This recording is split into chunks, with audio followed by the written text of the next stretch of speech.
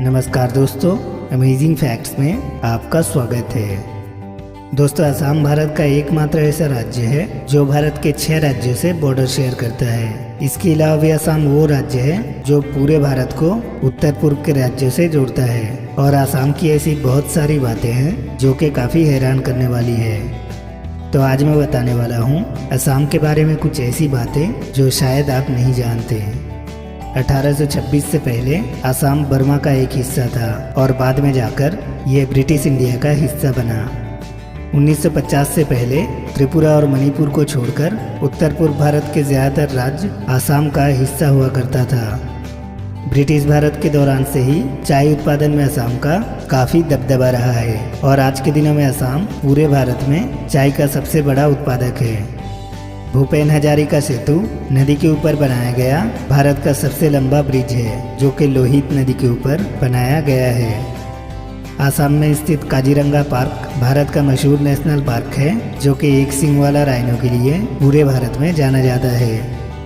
असम में स्थित माजुली आइलैंड किसी भी नदी के द्वारा बना हुआ दुनिया का सबसे बड़ा आइलैंड है और नदी के ऊपर बना हुआ दुनिया का सबसे छोटा आइलैंड उमानादा आइलैंड है जो कि असम में ही आता है। असम के लोगों का सांस्कृतिक डांस बिहू डांस है और हैरान करने वाली बात यह है कि यहाँ के लोग इसे साल में 3 बार मनाते हैं। एशिया का सबसे पुराना तेल निर्यात केंद्र असम के डिगबोई में स्थित है और आज के दिनों में यह भारत का चौथा सबसे बड़ा ऑयल रिजर्वर है। असम में स्थित ब्रह्मपुत्र नदी भारत का सबसे चौड़ा नदी है जो कि लगभग 10 किलोमीटर तक चौड़ा है।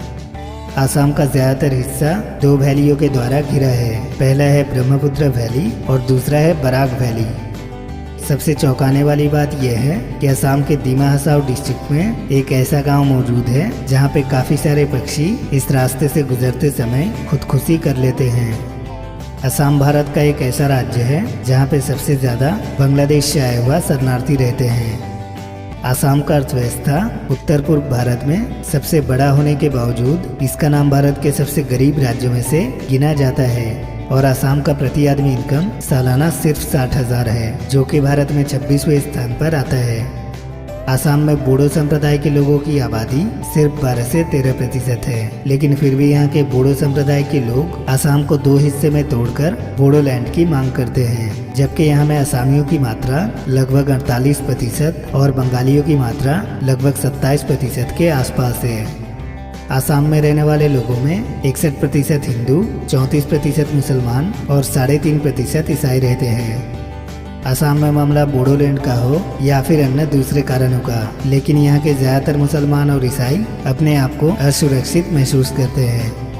इन अशांतियों के मद्देनज़र भारत सरकार के द्वारा यहाँ पे 1958 से लेकर अप्सपा एक्ट लागू करा हुआ है जिससे कि आर्मी को काफ़ी पावर मिलता है।